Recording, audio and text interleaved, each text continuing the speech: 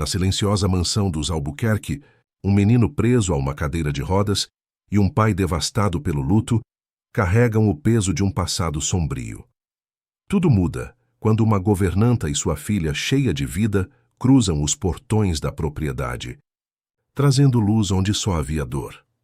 Ao descobrirem um medalhão escondido com um pedido de socorro, duas crianças mergulham em um mistério enterrado há 8 anos. Mas a verdade que emerge pode não só libertar um inocente, como destruir tudo o que resta daquela família. Se esta história te interessou, não se esqueça de se inscrever no nosso canal e diga-nos de que cidade você nos está vendo. Continuamos. Prometo que essa vai ser a melhor história que você vai escutar na sua vida. Na imponente mansão dos Albuquerque, situada no exclusivo bairro do Morumbi, em São Paulo, o silêncio pesava como uma sombra constante. Os jardins impecáveis e a arquitetura suntuosa não conseguiam disfarçar a tristeza que habitava aquelas paredes. Gustavo Albuquerque, um dos maiores empresários do Brasil, dono de uma fortuna bilionária construída no ramo da tecnologia, vivia um tormento que dinheiro algum podia resolver. Seu único filho, Mateus, nascera há 8 anos, com uma misteriosa paralisia que confundia os melhores médicos do país. O menino, preso a uma cadeira de rodas desde o nascimento, carregava nos olhos castanhos a mesma melancolia que dominava a mansão. A tragédia havia sido dupla. No mesmo dia em que Mateus nasceu, sua mãe, Beatriz, não resistiu ao parto, deixando Gustavo sozinho com um filho que jamais conheceria o carinho materno. Senhor Albuquerque. Os exames chegaram de Nova York. A voz de Regina, sua secretária particular há mais de 10 anos, ecoou pelo escritório revestido de madeira de lei. Alta, com cabelos sempre impecavelmente presos em um coque, Regina era conhecida por sua eficiência implacável. E então, Gustavo mal ergueu os olhos dos documentos que analisava. Aos 45 anos, seu rosto já mostrava rugas profundas de preocupação, e os cabelos grisalhos nas têmporas denunciavam o peso das noites sem dormir. Os especialistas mantêm o mesmo diagnóstico. Não há causa aparente para a condição de Mateus. Recomendam continuar com a fisioterapia atual. Gustavo fechou os olhos cansado. Era sempre a mesma resposta. 8 anos de consultas com os melhores especialistas do mundo, e ninguém conseguia explicar por que seu filho não podia movimentar as pernas. Pai? A voz infantil interrompeu seus pensamentos. Mateus estava na porta do escritório em sua cadeira motorizada, os olhos curiosos observando a cena. Oi, filho. O semblante de Gustavo suavizou-se instantaneamente. Precisa de alguma coisa? A dona Teresa chegou com a filha dela. Você disse que eu podia mostrar meus livros para ela. Teresa era a nova governanta, contratada após a aposentadoria de Dona Conceição, que cuidara da casa por mais de 20 anos. Gustavo havia quase esquecido que hoje era o dia em que ela traria a filha para conhecer a mansão. Claro, filho. Pode ir. Estarei lá em alguns minutos para conhecê-las melhor. Regina observou a cena com um sorriso contido. O senhor quer que eu acompanhe o Mateus? Não é necessário. Ele conhece cada canto desta casa, melhor que qualquer um de nós. Quando ficou sozinho, Gustavo permitiu-se um momento de vulnerabilidade. De uma gaveta trancada, retirou um porta-retratos com a foto de Beatriz, sua falecida esposa. O sorriso dela, eternizado naquela imagem, parecia perguntar por que não conseguia dar ao filho deles a vida que ele merecia.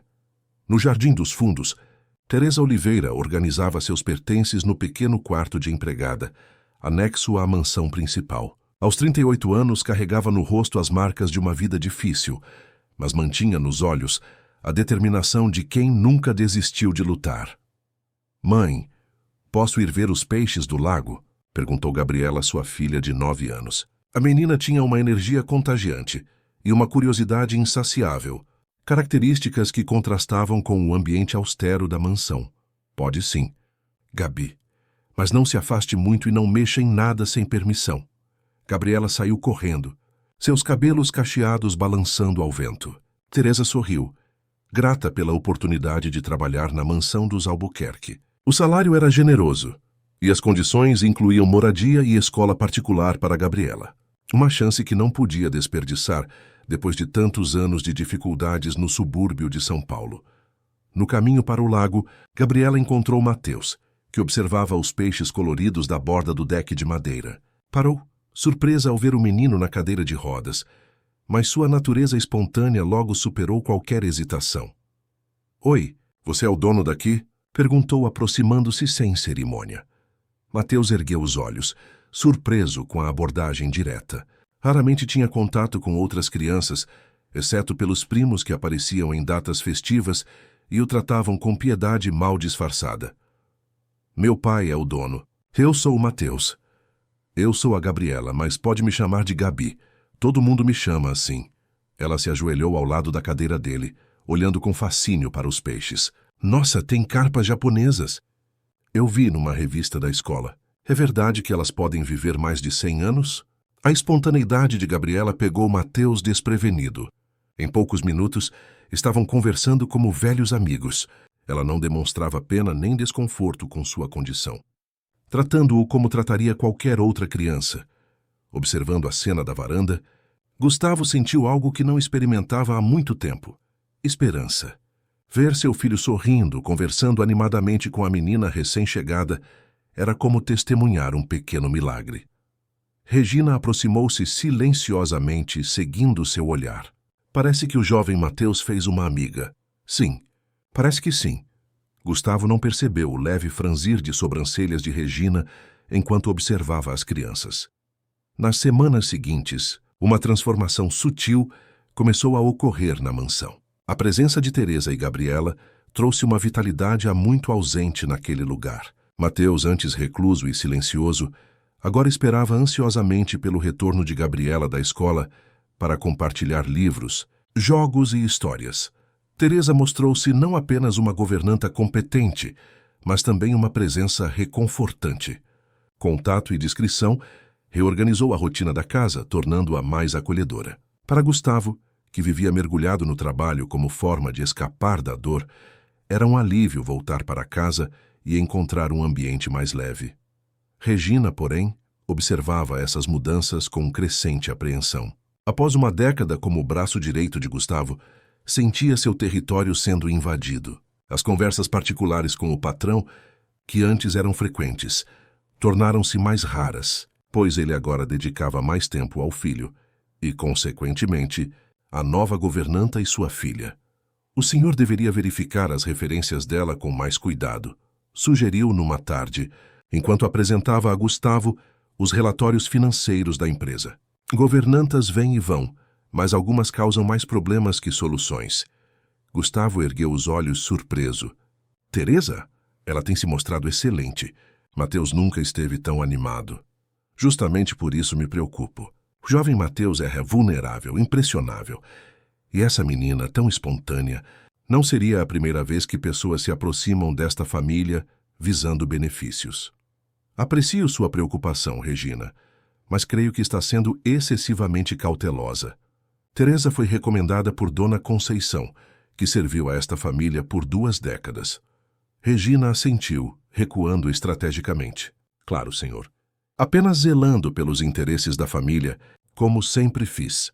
Naquela mesma tarde, enquanto Mateus mostrava para Gabriela sua coleção de livros sobre arquitetura, uma paixão precoce que cultivava, a menina notou algo que chamou sua atenção. "O que tem atrás daquela parede?" perguntou, apontando para uma seção da biblioteca que parecia ligeiramente diferente das demais. "Que parede?" "Ali. Parece que tem uma parte mais escura, como se tivessem fechado uma passagem ou algo assim." Mateus observou o local indicado. De fato, havia uma diferença sutil na tonalidade da madeira, algo que nunca havia notado antes, apesar de passar horas naquele cômodo. "Deve ser da reforma que meu pai fez antes de eu nascer. Esta casa tem mais de 80 anos." Gabriela aproximou-se da parede, tocando a superfície com curiosidade. "Parece que tem algo..." Seus dedos sentiram uma pequena saliência. Pressionando-a, ouviu um clique suave. Uma pequena porta do tamanho de uma caixa de sapatos abriu-se na base da parede. Os olhos das 2 crianças se arregalaram. "O que será que é isso?" sussurrou Gabriela, enquanto se ajoelhava para espiar o interior do esconderijo. Dentro da abertura havia uma caixa de madeira entalhada, coberta por uma fina camada de poeira. Com cuidado, Gabriela retirou-a do esconderijo e a colocou no colo de Mateus. Abre, incentivou quase pulando de excitação. Mateus hesitou. E se for algo particular do meu pai? Então a gente guarda de volta e não conta para ninguém. Mas não quer saber o que tem aí dentro? A curiosidade venceu. Com dedos trêmulos, Mateus abriu a caixa. No interior, sobre um veludo vermelho desbotado, repousava um medalhão dourado com detalhes em esmeralda. Nossa, que lindo! Exclamou Gabriela. Parece coisa de princesa. Mateus pegou o medalhão com reverência. Algo lhe dizia que aquele objeto não pertencia a seu pai, mas sim a alguém muito mais próximo de seu coração. Acho que era da minha mãe, sussurrou, abrindo o pequeno fecho lateral. Dentro do medalhão, além de um retrato minúsculo de uma mulher jovem e bela, havia um pequeno pedaço de papel dobrado. Com cuidado, Mateus o desdobrou. Nele, em uma caligrafia trêmula, 3 palavras escritas em tinta azul desbotada. Ajude-me, por favor. O medalhão tremia nas mãos de Mateus, enquanto seus olhos fixavam-se naquelas 3 palavras desesperadas. Um arrepio percorreu sua espinha e, pela primeira vez em sua curta vida, sentiu uma conexão tangível com a mãe que nunca conhecera. Ajude-me, por favor. A caligrafia era elegante, mas as letras inclinadas e o traço irregular sugeriam urgência e medo. Mateus, a voz de Gabriela parecia distante. Você está bem? Está pálido. Ele piscou várias vezes, voltando à realidade. Era da minha mãe, sussurrou. Tenho certeza. Gabriela olhou por cima do ombro dele, lendo o bilhete. Por que ela escreveria isso? Para quem seria? Não sei. Mateus fechou o medalhão com cuidado, sentindo o peso da descoberta. Minha mãe. Ela não resistiu após meu nascimento. Pelo menos é o que meu pai sempre me contou. Sinto muito, murmurou Gabriela, colocando a mão sobre o ombro do amigo. Apesar da pouca idade, havia uma maturidade em seus olhos, fruto talvez das próprias dificuldades que enfrentara na vida. Acha que devemos mostrar ao seu pai? Mateus hesitou. Seu pai raramente falava sobre Beatriz, e quando o fazia, era com uma tristeza tão profunda que o menino evitava tocar no assunto. Como reagiria ao ver aquele pedido de socorro?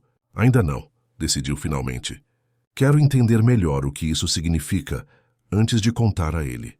Você me ajuda? Claro! Os olhos de Gabriela brilharam com a perspectiva de uma investigação. Podemos ser como detetives. Naquele momento, ouviram passos se aproximando da biblioteca. Rapidamente, Mateus guardou o medalhão no bolso de sua camisa e Gabriela empurrou a caixa de volta ao esconderijo, fechando a pequena porta disfarçada na parede. Regina apareceu à porta, seu olhar inquisitivo avaliando a cena. O que vocês dois estão fazendo? Só mostrando meus livros de arquitetura para a Gabi, respondeu Mateus, esforçando-se para parecer casual. Regina franziu levemente o senho. Seus olhos perspicazes captaram o leve rubor nas faces do menino. Sinal claro de que algo havia acontecido. Seu pai está procurando por você, Mateus. Está na hora do seu remédio e da sessão de fisioterapia. Já estou indo.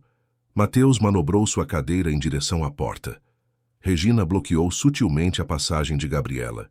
Quanto a você, menina, creio que sua mãe está precisando de ajuda na cozinha. O Sr. Albuquerque tem convidados importantes para o jantar hoje. Gabriela assentiu, mas ao passar por Regina, sentiu um calafrio inexplicável. Havia algo no olhar da secretária que a deixava desconfortável. Naquela noite, enquanto os adultos jantavam no salão principal, as crianças fizeram sua primeira incursão investigativa. Aproveitando que Teresa estava ocupada servindo os convidados e que Regina acompanhava a reunião de negócios, eles voltaram à biblioteca. Precisamos examinar melhor este lugar, sussurrou Gabriela, seus dedos ágeis tateando a parede em busca de outras passagens secretas. Casas antigas como esta sempre têm segredos. Mateus tirou o medalhão do bolso observando-o sob a luz do abajur. O retrato em miniatura mostrava uma mulher jovem e bela, com os mesmos olhos castanhos que ele herdara. É tão estranho. Sinto como se ela estivesse pedindo ajuda diretamente para mim. Mas o bilhete deve ter sido escrito antes de você nascer, não? Gabriela parou sua busca, pensativa. Se ela deixou isso escondido é porque tinha medo de alguém. Medo de quem? Meu pai a adorava. Ele ainda guarda fotos dela em todos os cômodos. Gabriela deu de ombros. Não sei, mas pessoas ricas sempre têm inimigos. Pelo menos é o que mostram nas novelas. Mateus não pôde evitar um sorriso diante da lógica da amiga. Talvez devêssemos procurar mais pistas no quarto que era dela. Agora é o escritório particular do meu pai, mas ele vai estar ocupado com os convidados por algumas horas. O escritório particular de Gustavo Albuquerque, antes o quarto do casal, era um ambiente solene e raramente acessado por outros além dele próprio e Regina, que organizava seus documentos. As crianças entraram com o coração acelerado, sentindo-se como verdadeiros detetives em território proibido. Devemos procurar em lugares que ninguém mexeria normalmente, sugeriu Gabriela, olhando ao redor. Atrás de quadros embaixo de tábuas soltas, ou dentro de livros, completou Mateus, apontando para a estante repleta de obras que seu pai raramente tocava. Durante quase uma hora, exploraram discretamente o escritório. Foi Gabriela quem, ao remover um pesado volume de poesia da estante, notou uma irregularidade na parede atrás. Mateus, vem ver isso! Uma pequena cavidade havia sido feita na parede, disfarçada pela estante. Dentro dela, uma caixa de metal, do tipo usado para guardar documentos importantes. Está trancada, constatou Mateus, após tentar abri-la. Gabriela mordeu o lábio pensativa. O medalhão. Tente usar o medalhão como chave. Parecia uma ideia absurda, saída de um filme de aventuras, mas para a surpresa de ambos, a parte traseira do medalhão encaixou-se perfeitamente em uma reentrância na fechadura da caixa. Com um clique suave, a tampa se abriu.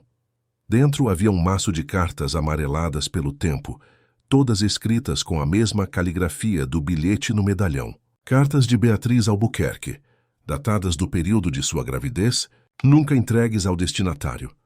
São para o seu pai, sussurrou Gabriela, olhando por cima do ombro de Mateus, enquanto ele abria a primeira carta com mãos trêmulas. A carta, datada de 7 meses antes do nascimento de Mateus, começava de forma amorosa, mas logo assumia um tom de crescente preocupação. Querido Gustavo, algo estranho acontecendo. Os remédios que o Dr. Mendes me receitou para as náuseas da gravidez me deixam tonta e fraca. Comentei isso com Regina, e ela insistiu que é normal que todas as gestantes passam por isso. Mas sinto que há algo errado. Tenho medo não por mim, mas pelo nosso bebê. Mateus mal conseguia respirar enquanto lia. A carta seguinte, escrita 2 semanas depois, era ainda mais alarmante. Encontrei algo estranho no meu chá da tarde. Um resíduo branco no fundo da xícara. Quando questionei, Regina disse que era apenas calcário da água. Mas ontem, via colocando algo no meu chá quando pensou que eu não estava olhando. Gustavo, sei que confia nela, mas estou assustada. Por favor, volte logo dessa viagem. Carta após carta, Beatriz documentava sua crescente suspeita de que estava sendo envenenada durante a gravidez. Falava de tonturas, fraquezas repentinas e do medo constante pelo bebê que carregava. Nas últimas cartas, escritas poucos dias antes do parto, seu desespero era palpável. Tenho certeza de que Regina e o Dr. Mendes estão envolvidos. Ouvi-os conversando quando pensavam que eu dormia. Algo sobre doses e efeitos no feto. Gustavo, temo que queiram prejudicar nosso filho. Por favor, quando ler isto, investigue. Se algo acontecer comigo, não deixe que façam mal ao nosso bebê. A última carta incompleta terminava abruptamente com uma mancha, possivelmente uma lágrima que desbotara a tinta. Escondo estas cartas e o medalhão que me deu no nosso aniversário de casamento. Se estiver lendo isto, algo terrível aconteceu. Não confie em... Mateus deixou as cartas caírem em seu colo, atordoado. Lágrimas silenciosas escorriam por seu rosto, enquanto a terrível verdade se revelava. Sua mãe estava sendo envenenada, murmurou Gabriela, também chorando. E ela acreditava que isso afetaria você. Talvez seja por isso que você não consegue andar. Um barulho no corredor fez os dois congelarem. Rapidamente, Gabriela ajudou Mateus a guardar as cartas na caixa, deixando apenas uma, a mais reveladora, para mostrar ao pai dele. Fecharam a caixa e a recolocaram em seu esconderijo, posicionando o livro de volta na estante. Mal haviam terminado quando a porta se abriu. Era Teresa parecendo preocupada.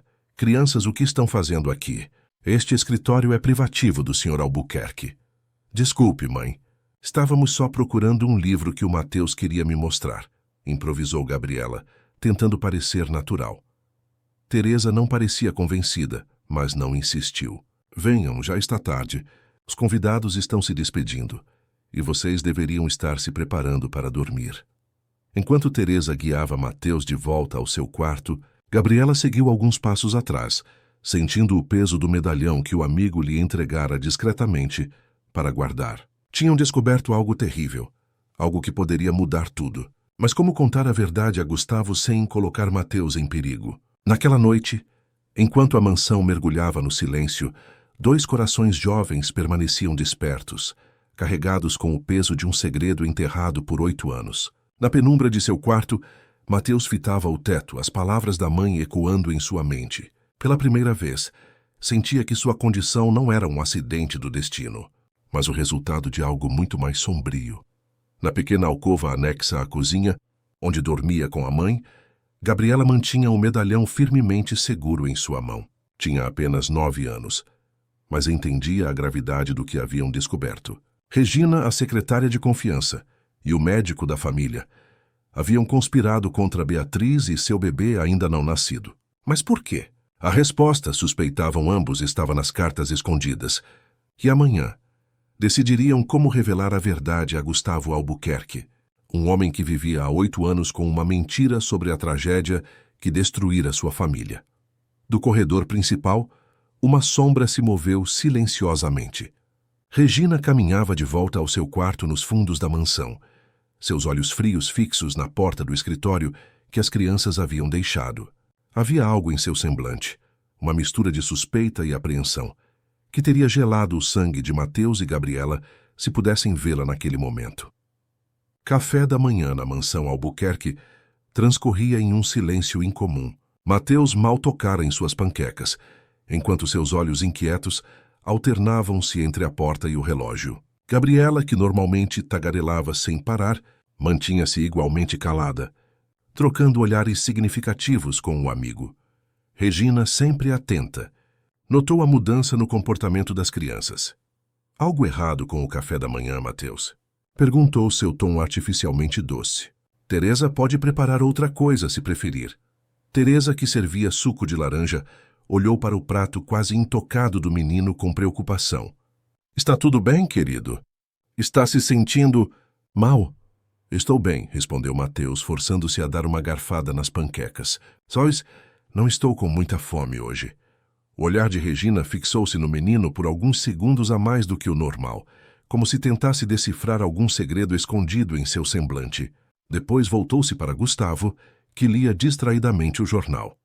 Senhor Albuquerque, não esqueça que tem a videoconferência com os investidores japoneses às 10 horas.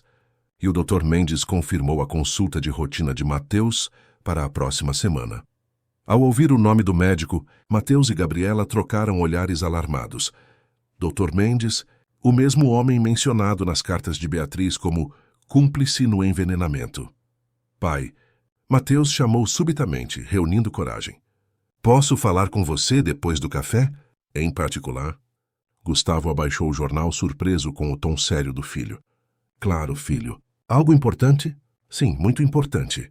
Regina interveio suavemente. Mateus, seu pai tem uma agenda muito apertada hoje. Talvez possam conversar à noite, quando ele retornar do escritório. Não, Regina. Gustavo cortou-a com delicadeza. Sempre tenho tempo para meu filho. Podemos conversar em meu escritório após o café, Mateus. A secretária assentiu, mas seu semblante denunciava desagrado. Como quiser, senhor. Nesse caso, adiantarei algumas ligações enquanto conversam. Meia hora depois, no escritório privativo, Gustavo observava intrigado enquanto Mateus e Gabriela entravam juntos. Havia decidido permitir que a menina acompanhasse o filho, percebendo que era importante para Mateus tê-la por perto. Então, o que é tão importante que não podia esperar até a noite? Perguntou com um sorriso gentil, sentando-se de frente para as crianças. Mateus respirou fundo, buscando as palavras certas. Como explicar ao pai que sua vida inteira havia sido construída sobre uma mentira? Como revelar que a mulher em quem mais confiava poderia ser responsável pela tragédia que o atormentava há 8 anos? Pai, Encontramos algo da mamãe. O semblante de Gustavo alterou-se sutilmente, uma mistura de surpresa e dor cruzando seus olhos. Da sua mãe. Com mãos trêmulas, Mateus retirou do bolso o medalhão e a carta que haviam separado na noite anterior. Estendeu-os ao pai, que os pegou com uma expressão de absoluta perplexidade. Onde vocês encontraram isso? A voz de Gustavo falhou ao reconhecer o medalhão que dera à esposa no aniversário de 10 anos de casamento. Apenas alguns meses antes de sua partida. Em um compartimento secreto, atrás da estante da biblioteca. E há mais cartas, pai. Muitas mais. Enquanto Gustavo lia a carta, seu rosto foi perdendo a cor. Seus dedos apertavam o papel com tanta força que Mateus temeu que ele o rasgasse. Quando finalmente ergueu os olhos, havia algo neles que o menino nunca vira antes. Uma fúria contida, misturada com uma dor profunda e renovada. Há quanto tempo vocês encontraram isso? A voz saiu controlada, quase um sussurro. Ontem, respondeu Gabriela falando pela primeira vez. Queríamos entender o que significava antes de mostrar ao Senhor. Gustavo levantou-se caminhando até a janela. Por longos minutos ficou em silêncio, o corpo tenso como uma corda prestes a se romper. Finalmente virou-se para as crianças, uma determinação férrea em seu semblante. Mostrem-me as outras cartas, todas elas. Guiado por Mateus, Gustavo removeu o livro da estante e encontrou a caixa de metal escondida. Usando o medalhão como chave, abriu-a e retirou o maço de cartas. À medida que lia cada uma delas, seu rosto transformava-se. Da incredulidade inicial à raiva, e finalmente a uma dor tão profunda que as crianças tiveram que desviar o olhar. Beatriz, murmurou ele, a voz embargada pela emoção. Você tentou me avisar e eu não estava lá. Quando terminou a última carta, Gustavo permaneceu em silêncio por longos minutos, os olhos fixos em um ponto invisível, como se processasse uma revelação além da compreensão. Então, lentamente, guardou as cartas na caixa e a trancou novamente com o medalhão. Vocês fizeram bem em me mostrar isso, disse finalmente, ajoelhando-se diante de Mateus para ficar na altura dos olhos do filho. Mas quero que me prometam uma coisa. Não comentem com ninguém sobre o que descobrimos. Nem com Teresa, nem com ninguém da casa. Entenderam? As crianças assentiram solenemente. O que vai fazer, pai? Perguntou Mateus, preocupado com a expressão sombria no rosto do pai. Vou descobrir a verdade, respondeu Gustavo, colocando a mão no ombro do filho. E vou consertar tudo isso, não importa quanto tempo leve. Naquela mesma tarde, Gustavo convocou uma reunião urgente em seu escritório. Presentes estavam Regina e o Dr. Mendes, um homem de meia idade com ares aristocráticos, que acompanhava a saúde de Mateus desde antes de seu nascimento. Obrigado por virem com tanta urgência. Começou Gustavo, seu tom surpreendentemente calmo. Precisamos discutir algo que descobri recentemente sobre a condição de Mateus. Regina ajeitou-se na cadeira, aparentemente à vontade. Algo nos novos exames, senhor? Não exatamente. Gustavo caminhou até a estante e retirou a caixa de metal. Colocou-a sobre a mesa entre os três. Encontrei algumas cartas da Beatriz, cartas que ela escreveu durante a gravidez, mas que nunca foram entregues. O Dr. Mendes ajustou os óculos, visivelmente desconfortável. Cartas? Não entendo como isso se relaciona com a condição clínica do jovem. Mateus, deixe-me ler um trecho para vocês. Gustavo abriu uma das cartas e começou a ler em voz alta. Tenho certeza de que Regina e o Dr. Mendes estão envolvidos. Ouvi-os conversando quando pensavam que eu dormia. Algo sobre doses e efeitos no feto. O silêncio que se seguiu foi absoluto. Regina mantinha-se impassível, mas seus olhos haviam se estreitado ligeiramente. O Dr. Mendes, por outro lado, empalideceu visivelmente. Senhor Albuquerque, a secretária foi a primeira a falar, sua voz controlada. Beatriz estava sob forte estresse durante a gravidez. Os hormônios podem causar paranoia em algumas mulheres, especialmente em gestações de risco, como foi a dela. É verdade, acrescentou rapidamente o médico. A senhora Beatriz desenvolveu uma forma rara de psicose gestacional nos últimos meses. Cheguei a comentar isso com o senhor na época, lembra-se? Ela tinha delírios, acreditava que pessoas queriam prejudicá-la. Gustavo observou os dois por um longo momento, seu rosto uma máscara impenetrável. Então, lentamente, retirou outra carta da caixa. Isso explicaria as alucinações. Mas não explica isto. Estendeu um pequeno saco plástico que também estava guardado na caixa. Dentro havia vários comprimidos brancos. Beatriz guardou alguns dos remédios que vocês a faziam tomar. E segundo esta carta, ela conseguiu enviar uma amostra para um laboratório independente usando o nome de sua prima. O resultado da análise também está aqui. Colocou outro papel sobre a mesa, um relatório laboratorial que indicava a presença de substâncias tóxicas nos comprimidos. Isso é ridículo, protestou o Dr. Mendes, levantando-se bruscamente. Obviamente, esses não são os medicamentos que prescrevi. Regina permaneceu sentada, seu semblante agora sério. Gustavo, pense bem no que está insinuando. Servimos a esta família fielmente por anos, porque faríamos algo assim. É o que pretendo descobrir agora. Gustavo pressionou um botão no telefone de sua mesa. Podem entrar. A porta do escritório abriu-se e 2 homens de terno entraram. Um deles era claramente um policial à paisana. O outro, um homem mais velho com aparência profissional, carregava uma maleta médica. Este é o delegado Ferreira, apresentou Gustavo. E este é o Dr. Paulo Ribeiro, toxicologista forense. Eles estão aqui para nos ajudar a esclarecer esta situação. O rosto de Regina transformou-se. A máscara de calma que mantivera até então desintegrou-se, dando lugar a uma expressão de fúria e desespero. Você não entende, sibilou ela, levantando-se lentamente. Nunca entendeu. O que, Regina? O que eu nunca entendi? Que ela não era digna de você. A voz da secretária elevou-se, carregada de emoção contida.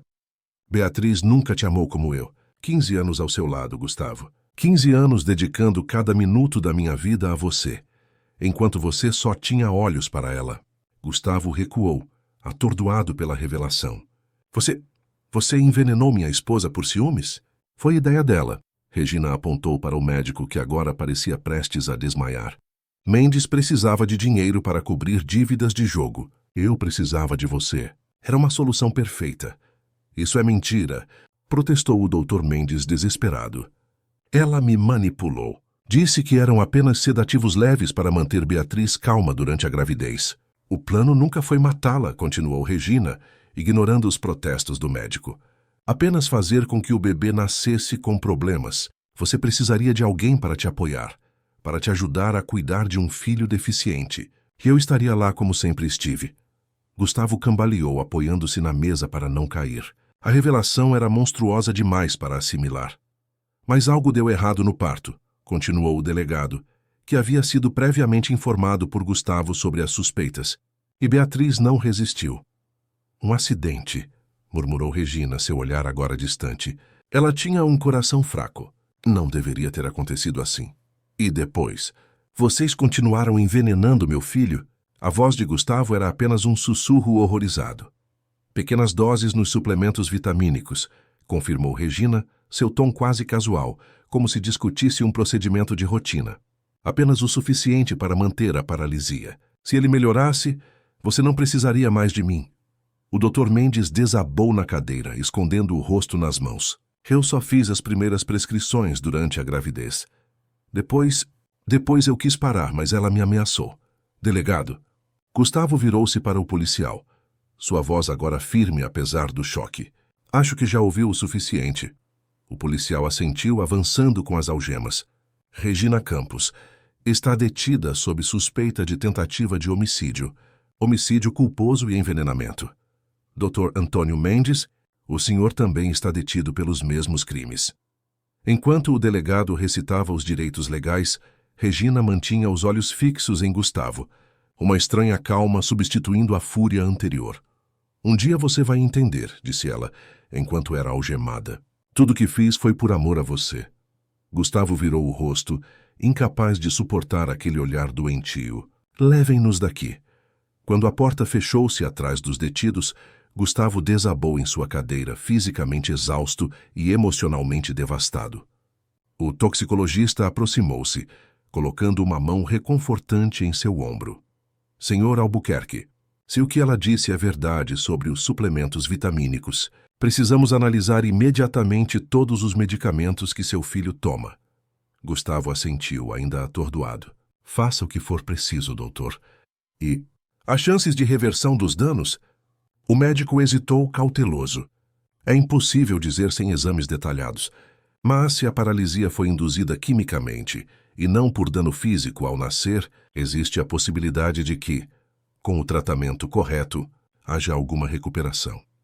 Pela primeira vez em 8 anos, uma centelha de esperança acendeu-se no coração de Gustavo Albuquerque. Esperança misturada com uma dor lancinante ao compreender o sofrimento desnecessário que seu filho havia suportado por tanto tempo, tudo por causa de uma obsessão doentia.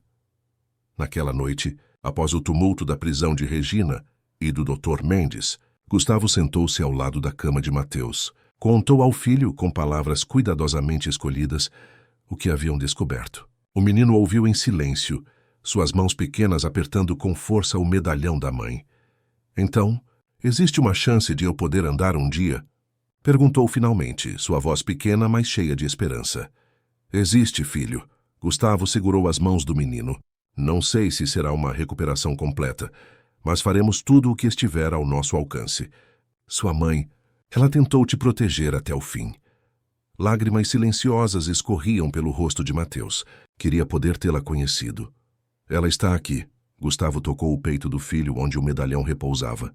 E foi ela quem nos guiou até a verdade através dessas cartas.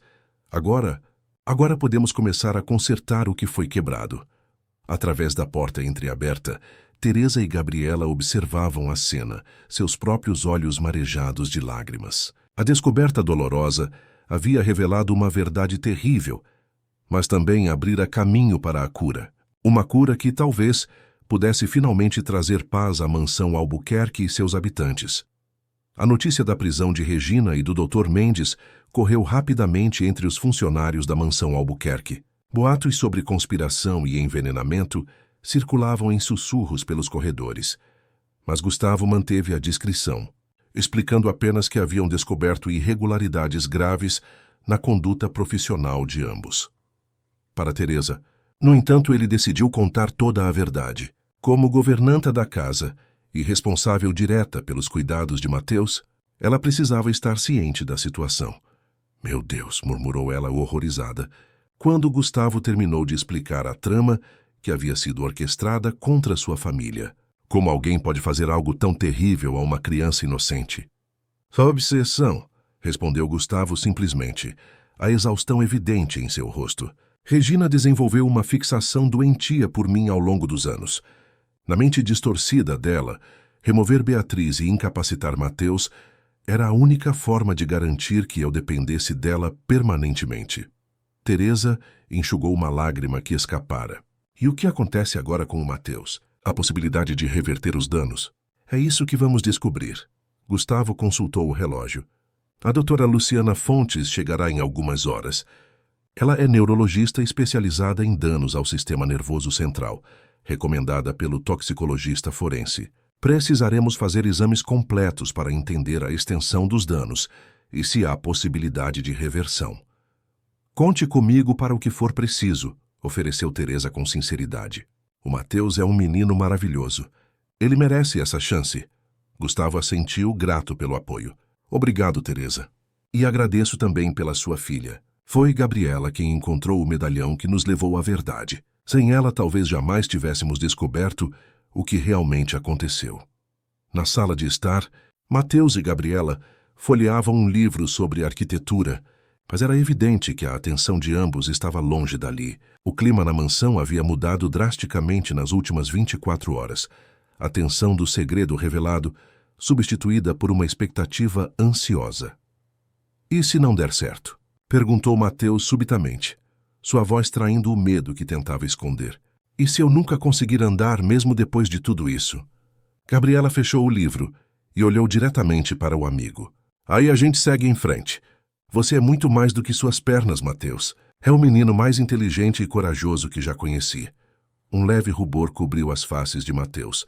Ninguém além de seu pai jamais o havia chamado de corajoso. Mas eu queria tanto poder andar, poder correr pelo jardim, poder subir no mirante para ver o pôr do sol, poder visitar o túmulo da minha mãe, sem precisar que alguém empurre minha cadeira. Eu sei, Gabriela apertou a mão do amigo. E vamos fazer de tudo para que isso aconteça.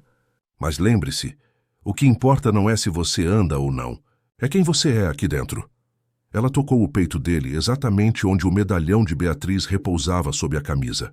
A chegada da doutora Luciana transformou a mansão em um centro médico improvisado. Exames foram realizados, amostras de sangue colhidas, e longas sessões de avaliação neurológica conduziram os dias seguintes.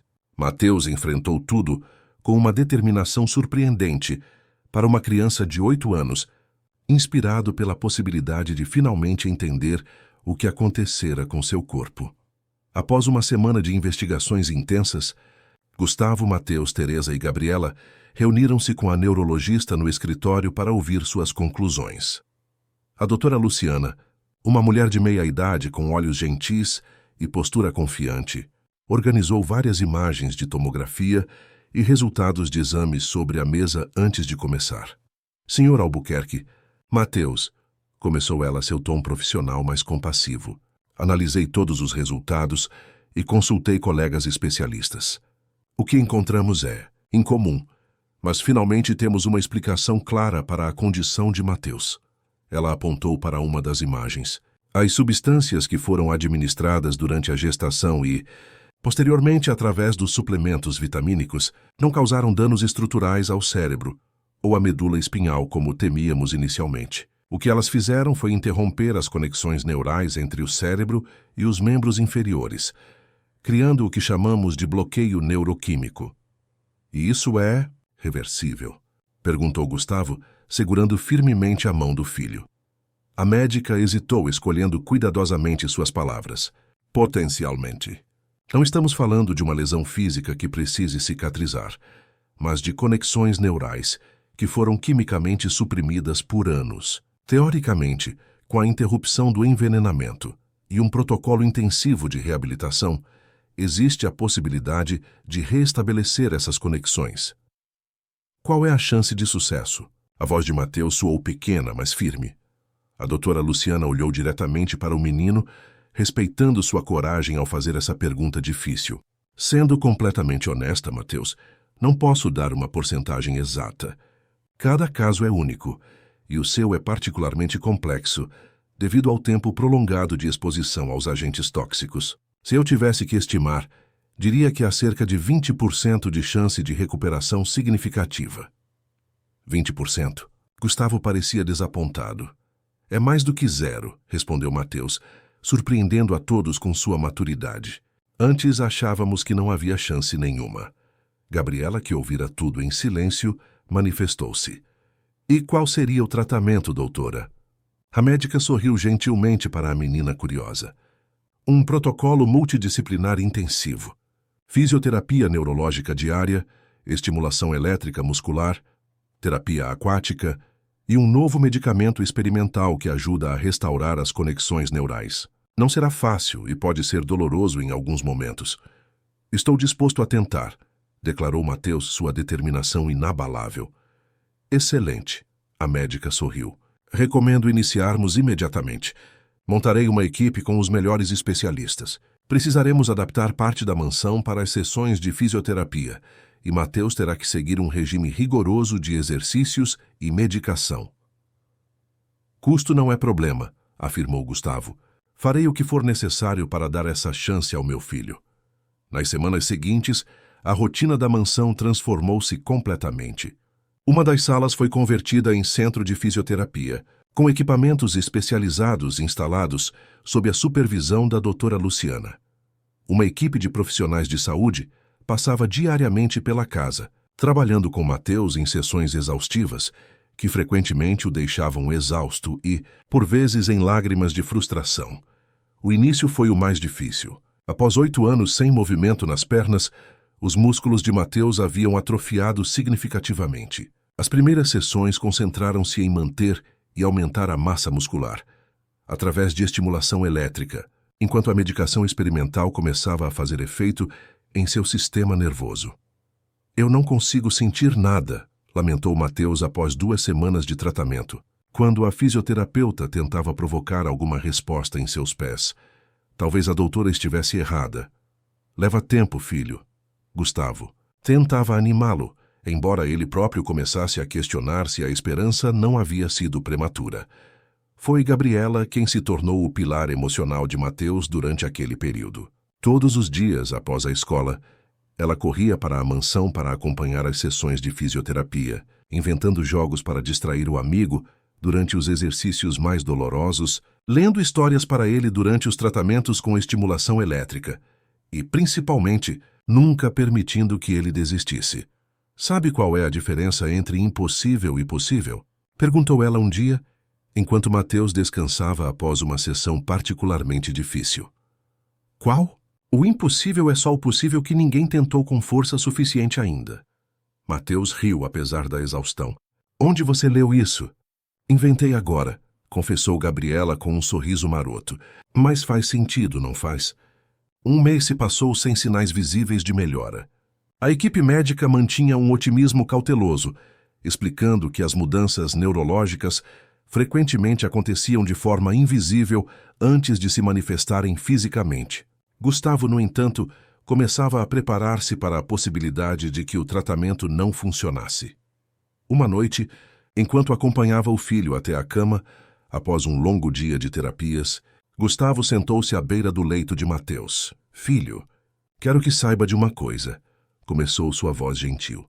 Independentemente do resultado desse tratamento, estou incrivelmente orgulhoso de você. A coragem que você tem demonstrado é inspiradora. Mateus brincava distraidamente com o medalhão de sua mãe, que agora raramente tirava do pescoço. Acha que a mamãe também estaria orgulhosa? Tenho certeza absoluta, respondeu Gustavo, a emoção apertando sua garganta. Ela lutou tanto para te proteger. Acredito que ela ainda está cuidando de nós de alguma forma. Às vezes, confessou Mateus em um sussurro, quando estou quase dormindo, sinto como se ela estivesse aqui no quarto, me observando. É bobagem, né? Gustavo balançou a cabeça, afagando os cabelos do filho. De forma alguma. Há mais coisas entre o céu e a terra do que podemos compreender, filho. Após 6 semanas de tratamento intensivo, aconteceu o primeiro sinal. Durante uma sessão de fisioterapia na piscina térmica, que Gustavo mandara construir, especialmente para o tratamento, a fisioterapeuta notou um leve movimento no dedo do pé esquerdo de Mateus. Um movimento pequeno, quase imperceptível, mas definitivamente voluntário. Mateus, você moveu o dedo, exclamou ela, chamando imediatamente a Dorota Luciana, que observava a sessão. Eu senti, balbuciou Mateus, os olhos arregalados de surpresa e emoção. Senti como um formigamento e então consegui mandar o comando para mover. A notícia espalhou-se rapidamente pela mansão. Gustavo, que estava em uma videoconferência importante, abandonou a reunião no meio e correu para a área da piscina. Gabriela, que acabara de chegar da escola, pulou de alegria, molhando todo o piso ao abraçar Mateus, ainda dentro da água. É apenas o começo, advertiu a doutora Luciana, tentando conter o entusiasmo. Um único movimento não significa recuperação completa, mas é definitivamente um sinal positivo de que as conexões neurais estão começando a se reestabelecer. Mas para a família, era muito mais que um simples movimento. Era a primeira prova concreta de que o impossível poderia, afinal, tornar-se possível. Nas semanas seguintes, pequenos progressos continuaram a surgir. Primeiro, movimentos dos dedos dos pés. Depois, uma leve contração muscular na panturrilha. Sensações começaram a retornar. Primeiramente, formigamentos. Depois, a capacidade de distinguir entre quente e frio. E, finalmente, a sensação de toque. Cada pequena vitória era celebrada como um milagre na mansão Albuquerque. Teresa preparava os pratos favoritos de Mateus. Após cada sessão, Gustavo reorganizou completamente sua agenda de trabalho para estar presente em todos os momentos importantes, e Gabriela transformava cada exercício em uma competição divertida, incentivando o amigo a superar seus próprios limites. Ao completar 3 meses de tratamento, Mateus conseguiu, pela primeira vez, movimentar voluntariamente todo o pé esquerdo. A doutora Luciana, normalmente contida em suas avaliações, não conseguiu esconder o entusiasmo. Estamos vendo uma recuperação que excede nossas expectativas iniciais, explicou ela durante uma reunião com Gustavo. As conexões neurais estão se regenerando a um ritmo surpreendente. Se continuarmos nesse caminho, acredito que podemos aumentar nossa estimativa para 40 a 50% de chance de recuperação significativa. O que seria uma recuperação significativa? Perguntou Gustavo, seu coração acelerado com a possibilidade. No cenário mais otimista, Mateus poderia eventualmente andar com apoio, muletas ou andador. No cenário mais conservador, ele teria controle parcial das pernas, suficiente para se transferir sozinho da cadeira para a cama, por exemplo. Em qualquer caso, seria uma melhora substancial em sua qualidade de vida. Para Mateus, no entanto, o objetivo era claro e inabalável. Ele queria andar. Não apenas para si mesmo, mas para honrar a mãe que nunca conhecera e que sacrificara tanto para tentar protegê-lo. Vou visitar o túmulo dela andando, declarou ele uma noite para Gabriela, enquanto compartilhavam um momento tranquilo no jardim após um longo dia de terapias. Nem que seja só alguns passos. Vou mostrar a ela que consegui. Gabriela apertou sua mão, seus olhos brilhando de determinação. Nós vamos conseguir, Mateus, juntos. O 4º mês de tratamento trouxe novos desafios. Após os progressos iniciais entusiasmantes, Mateus enfrentava agora um platô, um período de estagnação onde, apesar de todo o esforço, os avanços tornaram-se mínimos e as frustrações crescentes. É normal nesse tipo de recuperação, explicava pacientemente a doutora Luciana durante uma das consultas semanais.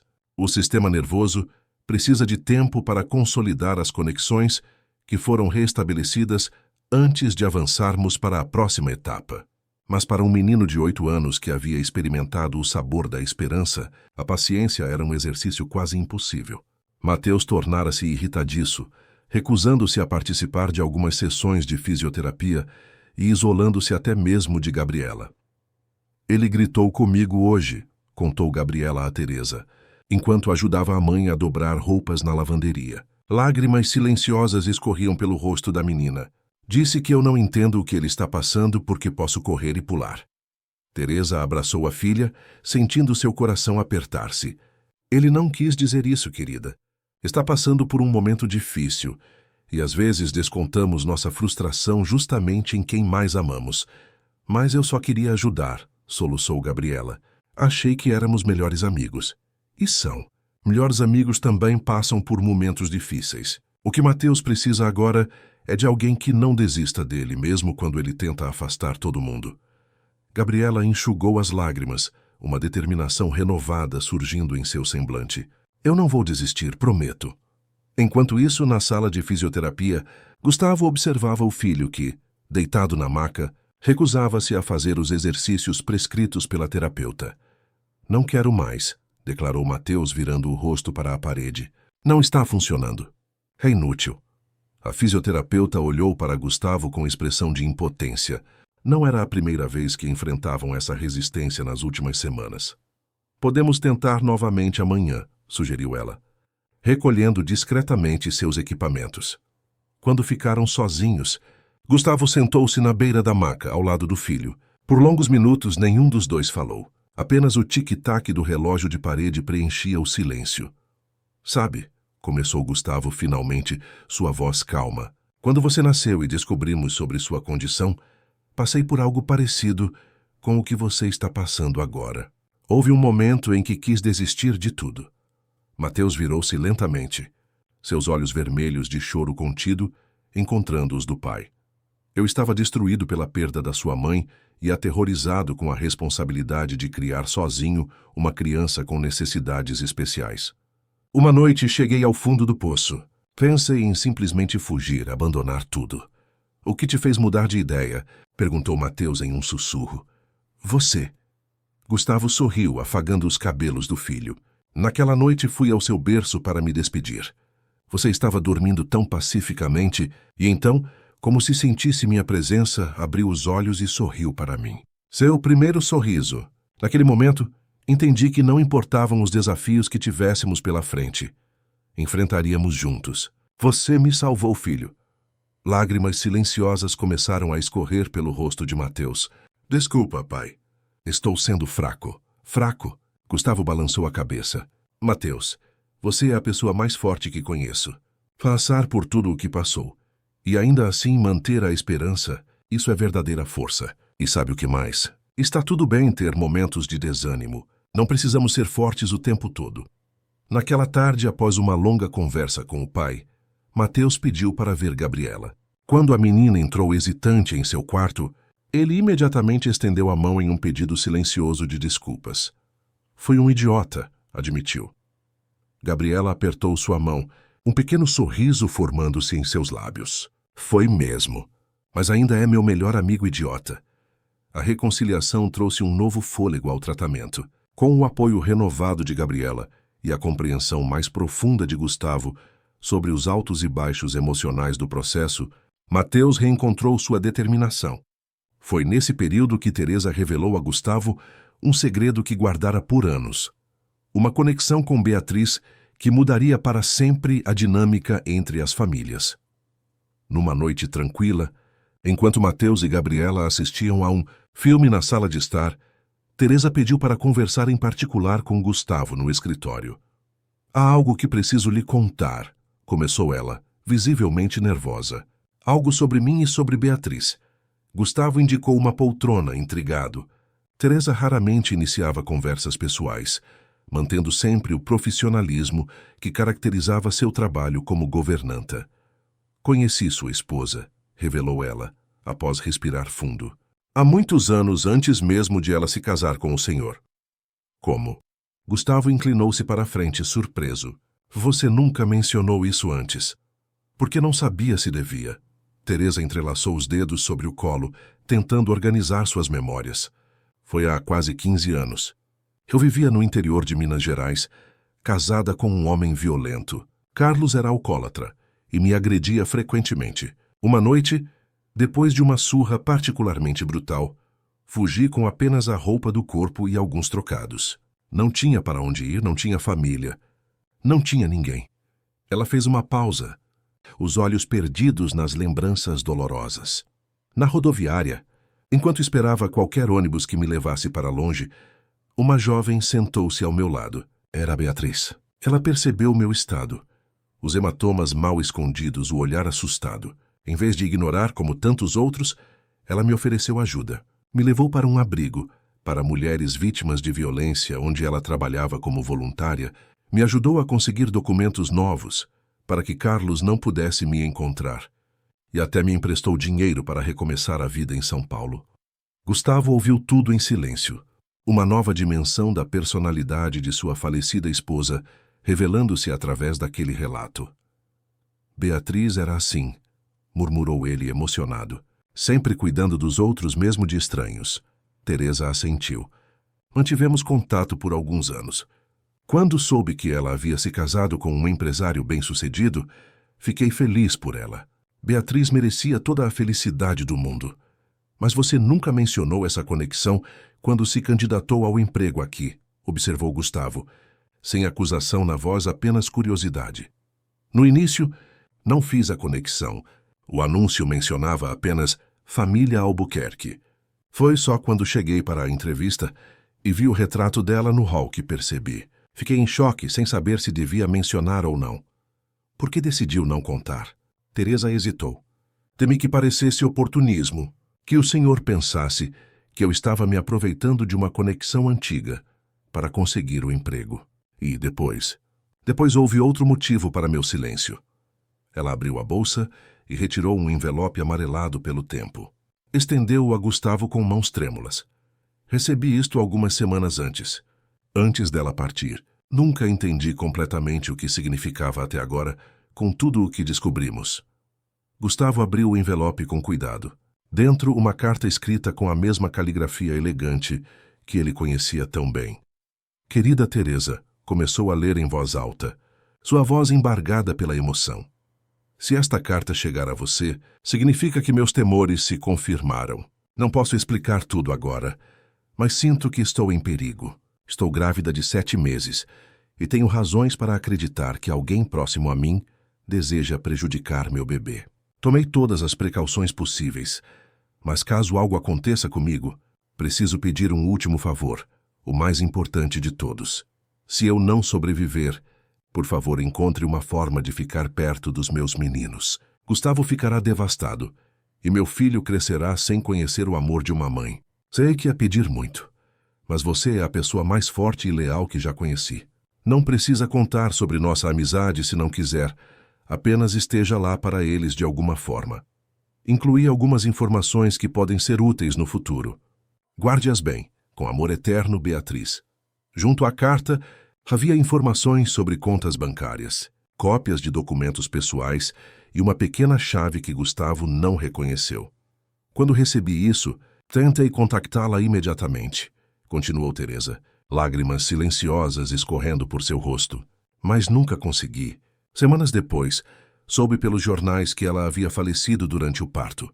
Fiquei arrasada e confusa. O que poderia fazer? Era apenas uma mulher pobre do interior, sem conexões. Como poderia me aproximar de um empresário bilionário para cumprir o último pedido de minha amiga? Então você esperou todos esses anos? Sim. Construí minha vida, tive Gabriela, trabalhei como empregada doméstica em várias casas. Quando vi o anúncio para governanta na mansão Albuquerque, senti que era o destino. Era minha chance de honrar a promessa que fiz silenciosamente a Beatriz, cuidar dos meninos dela. Gustavo sentou-se de volta em sua cadeira, atordoado com a revelação. Tantos anos haviam se passado, tantas coincidências e conexões invisíveis, tecendo o destino de suas famílias. Os meninos dela, repetiu ele, compreendendo finalmente. Ela se referia a mim e a Mateus. Teresa enxugou as lágrimas. Acredito que sim, mas há algo mais que me intriga. A forma como ela escreveu, como se soubesse que algo terrível aconteceria. E essas informações que ela incluiu, nunca entendi completamente para que serviriam. Beatriz sempre foi intuitiva, refletiu Gustavo. Talvez tenha pressentido que Regina representava um perigo maior do que imaginávamos. Ele examinou novamente os documentos incluídos com a carta. Além de informações financeiras, havia anotações sobre contas em bancos suíços, propriedades no exterior e menções a um cofre. A chave, murmurou Gustavo, examinando o pequeno objeto metálico. Deve ser de um cofre. Mas onde? Há mais uma coisa, acrescentou Teresa hesitante. Algo que Beatriz mencionou em nossas últimas conversas, antes de sua gravidez avançar. Ela estava trabalhando em um projeto social no Vale do Jequitinhonha, ajudando comunidades carentes. Mencionou um lugar especial, uma antiga fazenda que havia comprado para transformar em um centro comunitário. Disse que era seu refúgio secreto, onde guardava suas maiores esperanças para o futuro. O Vale do Jequitinhonha, Gustavo franziu o senho. Ela nunca me falou sobre uma propriedade lá. Talvez seja onde encontraremos o cofre que essa chave abre, sugeriu Teresa. Naquela mesma noite, enquanto as crianças dormiam, Gustavo e Teresa compartilharam suas descobertas com a doutora Luciana, que havia se tornado não apenas médica de Mateus, mas também uma aliada próxima da família. Beatriz parece ter sido uma mulher extraordinária, comentou a médica após ouvir toda a história. E essas conexões... É quase como se ela tivesse orquestrado tudo além da vida para proteger seu filho. Acredito que sim, concordou Gustavo, olhando para Teresa com um novo respeito. E acredito que não foi coincidência Teresa e Gabriela entrarem em nossas vidas exatamente quando precisávamos delas. O que pretende fazer agora? Perguntou a médica. Sobre o cofre e os documentos? Vou ao Vale do Jequitinhonha investigar essa propriedade. Se Beatriz escondeu algo importante lá, preciso descobrir. Pode ser crucial para o tratamento de Mateus. E quanto às crianças? Questionou Teresa. Elas já passaram por tantas reviravoltas emocionais nos últimos meses. Gustavo refletiu por um momento. Acho que Mateus tem o direito de conhecer mais sobre sua mãe, sobre o legado que ela deixou. E Gabriela? Bem, ela faz parte dessa história agora, não é? As duas famílias estão entrelaçadas de formas que nunca imaginamos. Como diria minha avó, sorriu Teresa, não existem coincidências, apenas encontros marcados pelo destino. Enquanto os adultos conversavam no escritório, no quarto de Mateus, algo extraordinário acontecia. Sentado na beira da cama, concentrado intensamente, o menino conseguia agora movimentar ambas as pernas, pequenos movimentos, ainda sem força para sustentá-lo, mas inequivocamente voluntários. Estou chegando lá, mãe, sussurrou para o medalhão que segurava contra o peito. Vou cumprir minha promessa. A viagem ao Vale do Jequitinhonha foi planejada com cuidado. Gustavo decidiu que todos deveriam ir. Ele, Mateus, Teresa e Gabriela.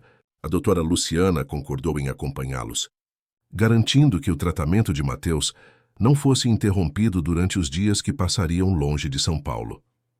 É uma jornada importante para todos nós, explicou Gustavo às crianças, na noite anterior à partida. Vamos conhecer um lugar que era especial para a mãe de Mateus e talvez descobrir algo que nos ajude no tratamento. Os olhos de Mateus brilhavam de expectativa. A ideia de conhecer um lugar que sua mãe havia amado, um refúgio que ela planejara com carinho, trouxe-lhe uma sensação de proximidade com Beatriz, que nunca experimentara antes. Como é o Vale do Jequitinhonha? Perguntou ele a Teresa, que havia crescido não muito longe daquela região. É um lugar de contrastes, respondeu ela, escolhendo cuidadosamente as palavras para descrever uma das regiões mais pobres de Minas Gerais, sem diminuir sua beleza. Tem uma natureza exuberante, com rios, montanhas e um céu que parece infinito. O povo de lá é muito especial. Artesãos talentosos, músicos, contadores de histórias. Sua mãe amava essas comunidades e queria ajudá-las. Por que ela nunca falou com o papai sobre isso? Teresa trocou um olhar rápido com Gustavo antes de responder.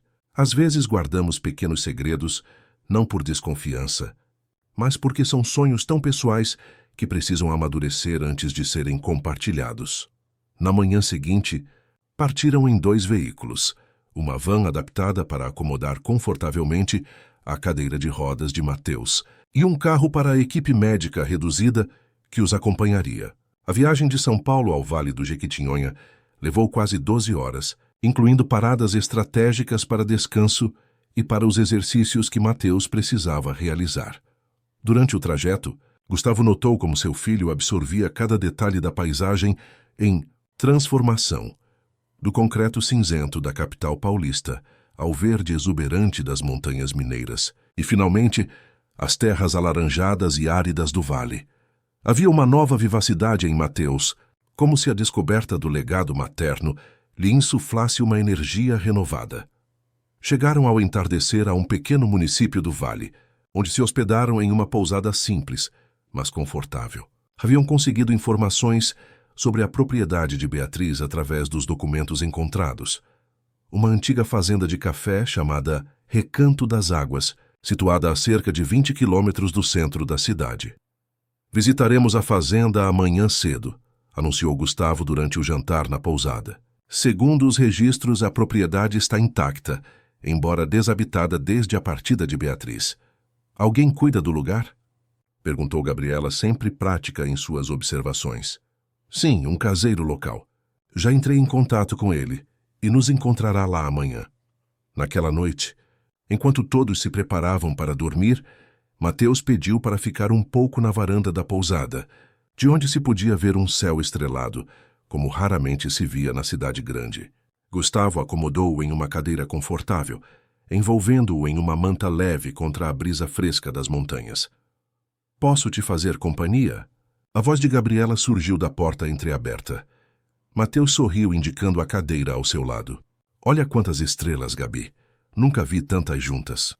A menina sentou-se, erguendo o olhar para o firmamento pontilhado de luzes.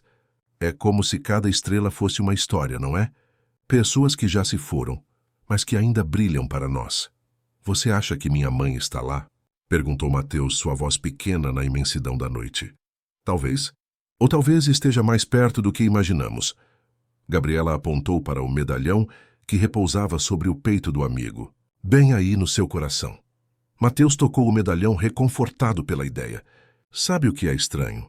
Estou nervoso para conhecer a fazenda amanhã, como se fosse encontrar minha mãe pela primeira vez. Não é estranho. Você vai conhecer uma parte dela que não conhecia antes.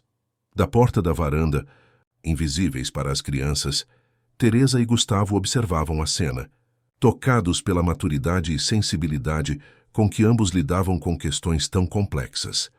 Eles têm almas velhas, comentou Teresa em voz baixa.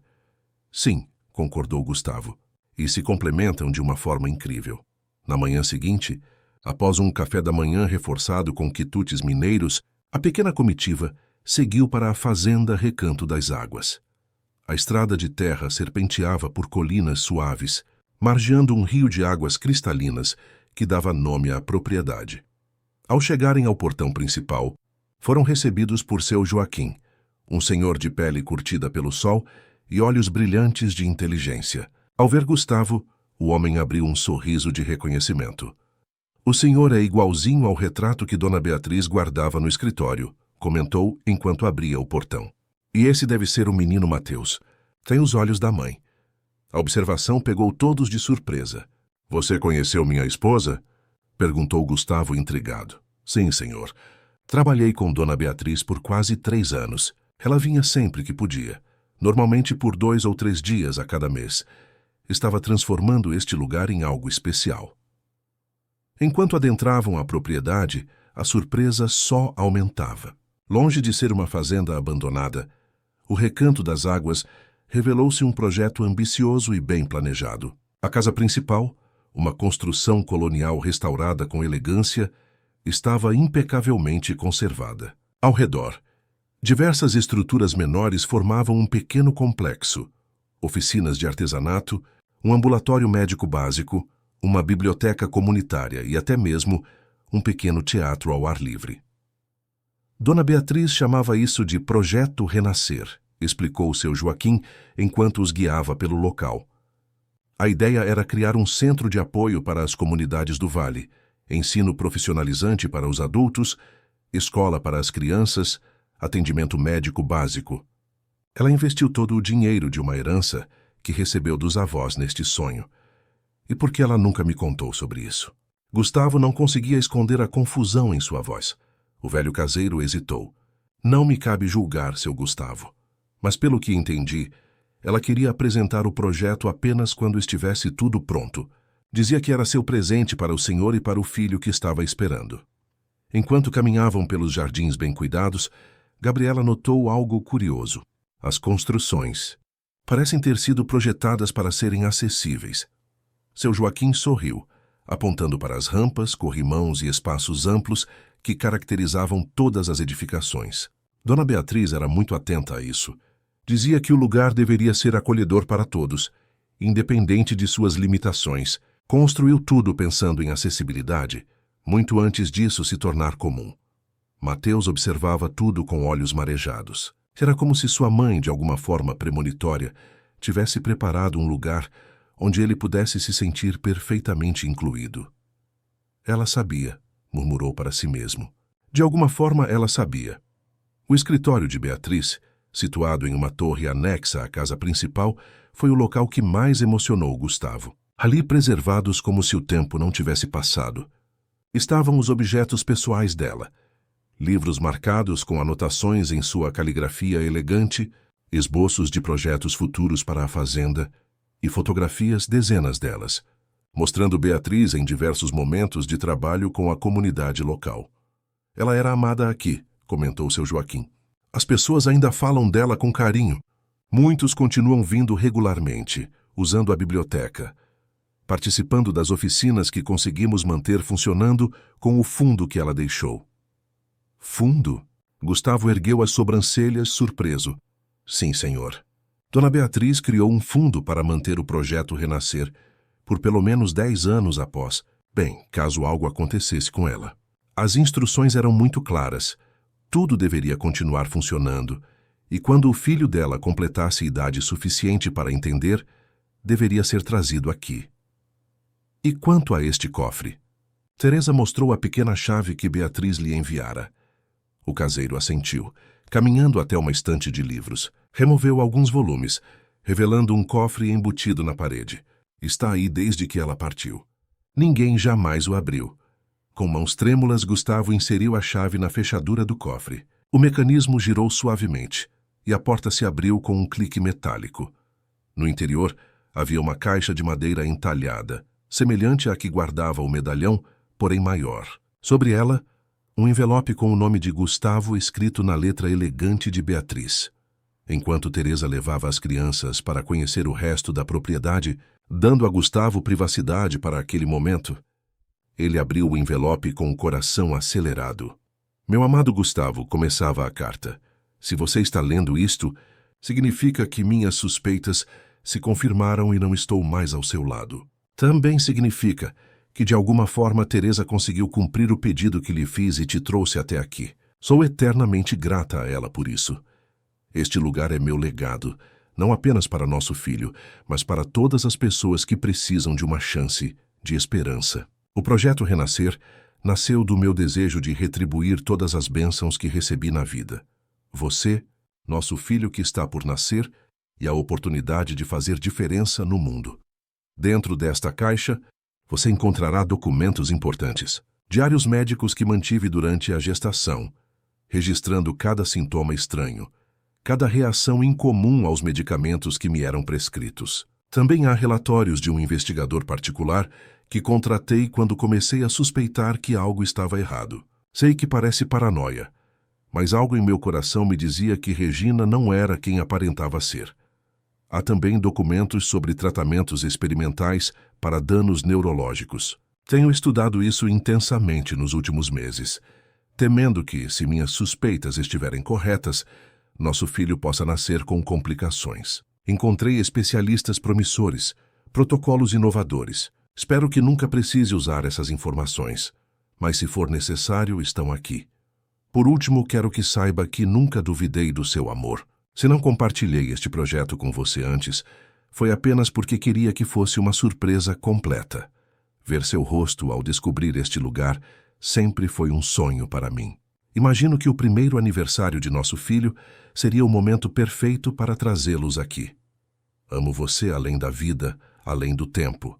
Para sempre sua, Beatriz.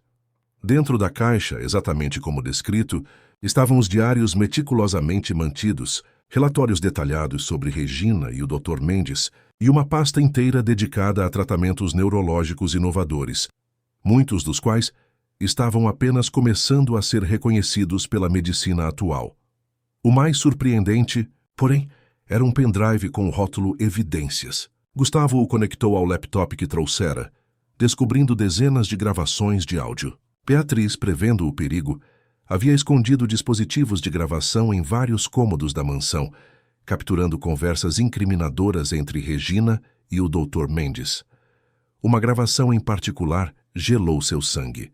Regina, em uma conversa telefônica com o médico, o bebê provavelmente terá danos neurológicos permanentes com a dosagem que estamos administrando.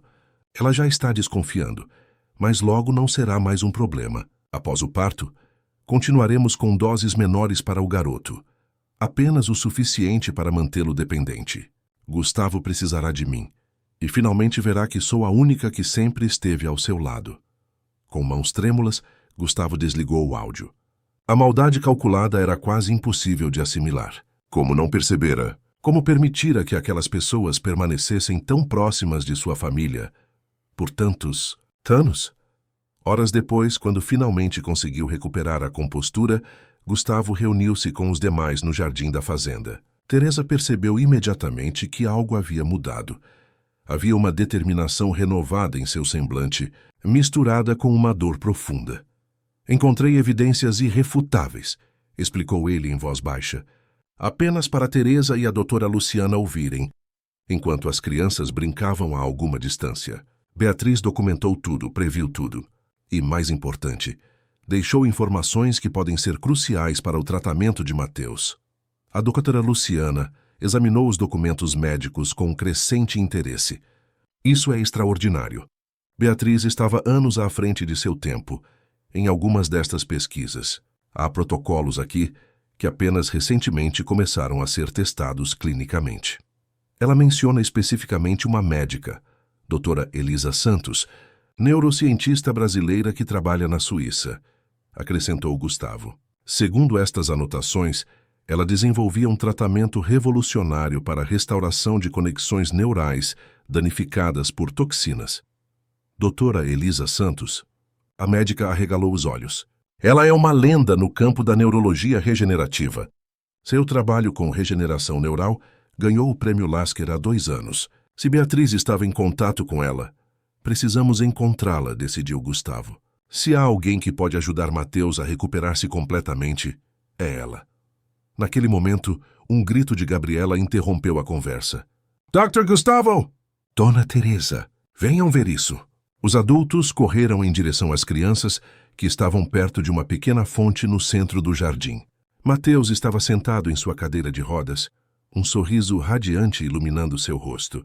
Pai, olha! Exclamou ele, estendendo a perna direita e flexionando-a lentamente, com controle visível antes de fazer o mesmo com a esquerda. Está ficando mais forte. Consigo controlar muito melhor. A doutora Luciana ajoelhou-se imediatamente, examinando os movimentos com olhos clínicos. Isso é notável. O progresso dele acelerou significativamente nas últimas 24 horas. É este lugar, sussurrou Teresa emocionada. É como se Beatriz estivesse aqui, ajudando-o a curar-se. Gustavo observava a cena, uma emoção indescritível apertando sua garganta. Seu filho, movimentando as pernas que por 8 anos haviam permanecido imóveis, no exato lugar que sua mãe criara com tanto amor. Beatriz sempre acreditou em milagres, murmurou ele, mais para si mesmo que para os outros. E talvez este seja o maior de todos, seu amor alcançando através do tempo para salvar nosso filho. Naquela noite, enquanto todos dormiam na casa principal da fazenda, Mateus permaneceu acordado, contemplando o céu estrelado pela janela de seu quarto. O medalhão de sua mãe repousava em sua mão, a foto dela brilhando suavemente sob o luar. Obrigado, mãe, sussurrou ele para a noite. Estou quase lá. Vou conseguir andar até você, prometo. Do outro lado do corredor, em outro quarto, Gustavo também permanecia desperto, estudando os documentos encontrados no cofre. Entre eles uma carta endereçada a Mateus, para ser aberta quando completasse 18 anos, e uma série de desenhos que Beatriz fizera para o quarto do bebê, todos mostrando paisagens do Vale do Jequitinhonha, como se quisesse que o filho conhecesse aquele lugar mesmo à distância. Um detalhe em particular chamou sua atenção. Em vários dos desenhos, aparecia uma garotinha de cabelos cacheados, segurando a mão de um menino. No verso de um deles, uma anotação enigmática. Os laços que o destino tece são invisíveis até o momento certo.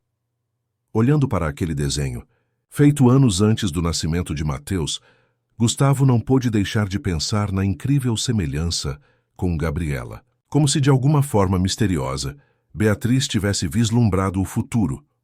Um futuro onde sua amiga Teresa e sua filha ainda não nascida seriam fundamentais na vida do filho que ela temia não poder criar. Você sempre viu mais longe que todos nós. Meu amor, murmurou Gustavo tocando o desenho com reverência, e ainda está cuidando de nós mesmo agora. O retorno a São Paulo trouxe uma nova energia para o tratamento de Mateus.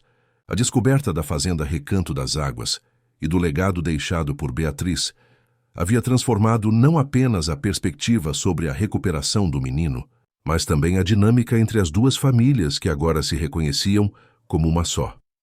Gustavo imediatamente entrou em contato com a doutora Elisa Santos na Suíça, enviando todos os documentos e registros médicos de Mateus. A renomada neurocientista, ao descobrir a conexão com Beatriz, com quem mantivera correspondência anos antes, aceitou avaliar o caso, e uma semana depois, chegava ao Brasil especialmente para isso. Os protocolos que sua esposa pesquisava eram visionários, explicou a doutora Elisa, durante sua primeira reunião com Gustavo e a doutora Luciana.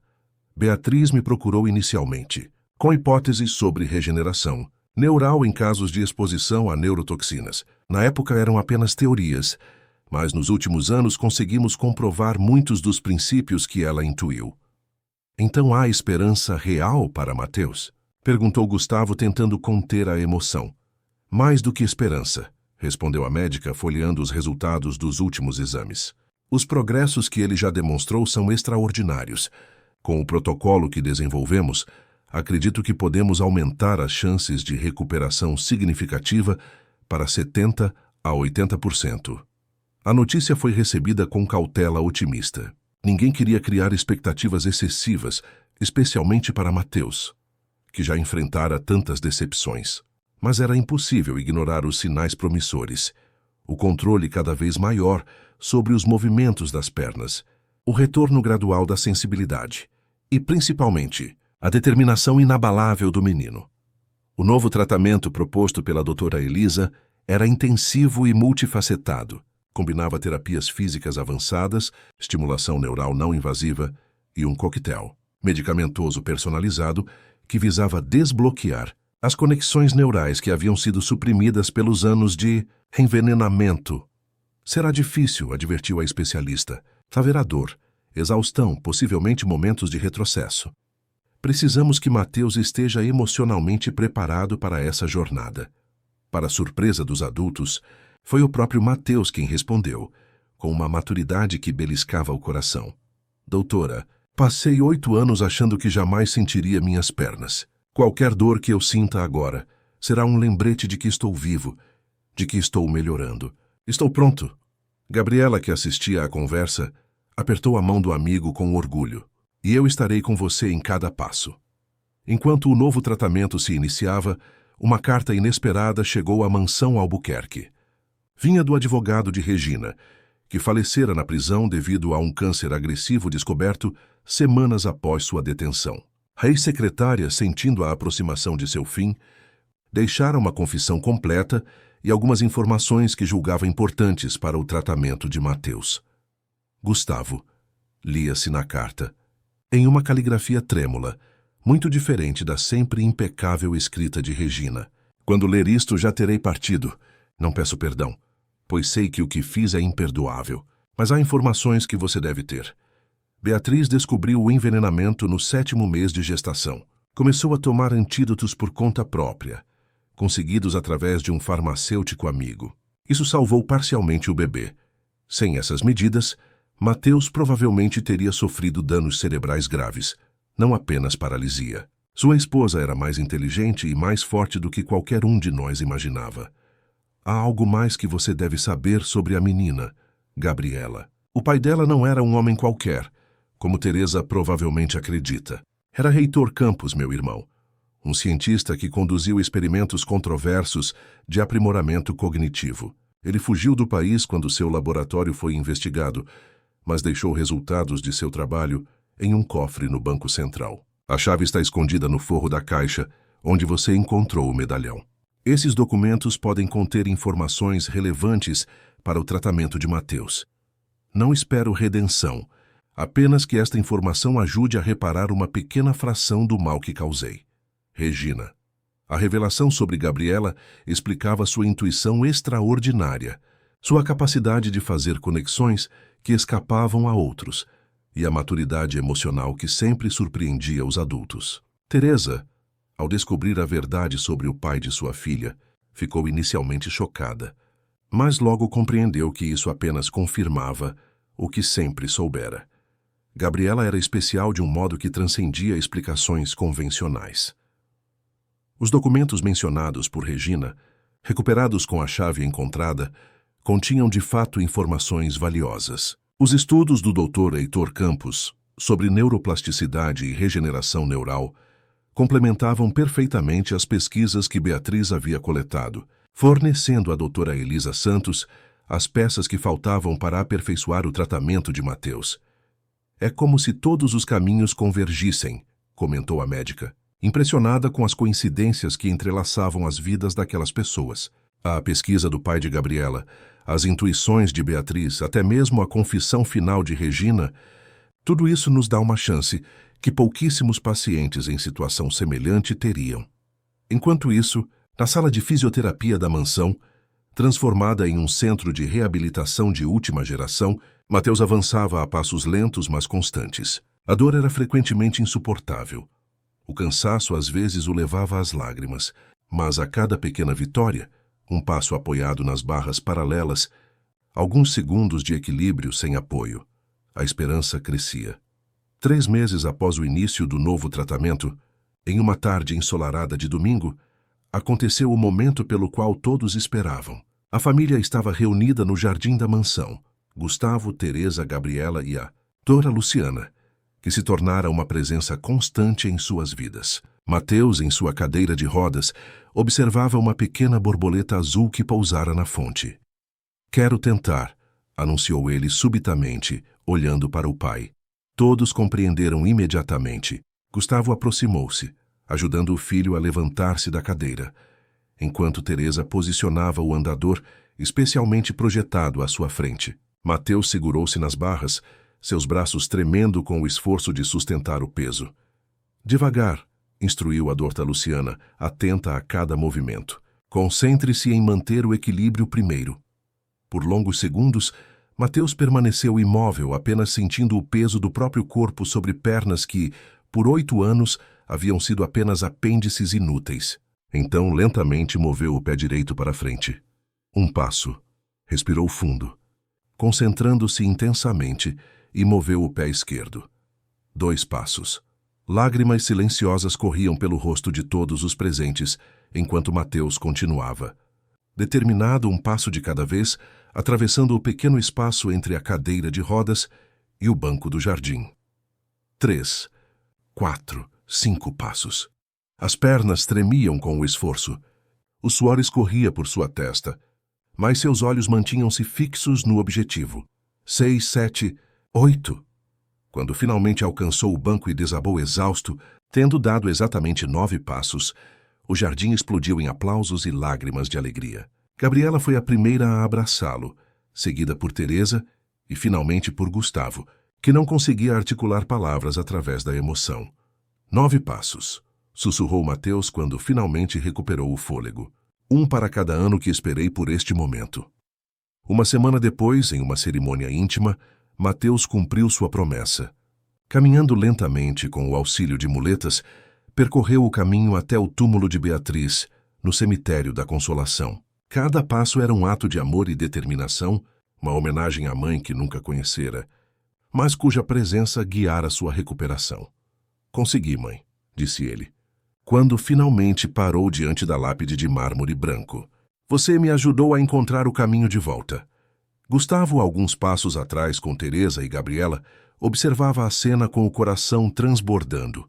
Seu filho, de pé diante do túmulo da mãe, representava o milagre que Beatriz sempre acreditara ser possível. Ela sabia que este dia chegaria, disse Teresa, sua voz embargada pela emoção. De alguma forma ela sempre soube. Nos meses que se seguiram, a vida na mansão Albuquerque transformou-se completamente. Teresa e Gabriela, a convite de Gustavo, mudaram-se definitivamente para lá, ocupando uma ala que fora renovada especialmente para eles. Não como empregadas, mas como família, a família que Beatriz previra que eles se tornariam. Mateus continuava sua reabilitação, agora caminhando com mais segurança, usando apenas uma bengala para apoio. Seu interesse por arquitetura floresceu em um talento genuíno. Inspirado por sua própria experiência, começou a desenvolver projetos de espaços acessíveis, sonhando com um futuro onde poderia transformar o mundo para pessoas como ele. A fazenda Recanto das Águas, mantida exatamente como Beatriz a concebera, tornou-se um refúgio frequente para todos eles. Aos poucos, Gustavo expandiu o projeto Renascer, honrando o legado da esposa ao ajudar comunidades carentes do Vale do Jequitinhonha. Em uma tarde particularmente significativa, enquanto as crianças brincavam no jardim da fazenda, Gustavo e Teresa observavam-nos da varanda. Sabe o que mais me impressiona? Comentou ele. Como tudo se encaixou, como cada peça do quebra-cabeça nos trouxe até aqui. As cartas de Beatriz, o medalhão, você e Gabriela entrando em nossas vidas exatamente quando precisávamos. Teresa sorriu, seu olhar seguindo a filha que corria ao lado de Mateus, agora capaz de acompanhá-la em passos lentos mas firmes. Beatriz sempre dizia que não existem coincidências, apenas encontros marcados pelo destino. Acredita que ela de alguma forma planejou tudo isso? Que ela sabia? Não sei se sabia é a palavra certa. Talvez sentisse. Algumas almas enxergam além do véu que separa o presente do futuro. Gustavo contemplou o medalhão que agora usava junto ao peito, o par exato daquele que dera a Beatriz, encontrado entre os pertences dela na fazenda. Seja como for, sou eternamente grato por este milagre. Não apenas pela recuperação de Mateus, mas por termos encontrado vocês.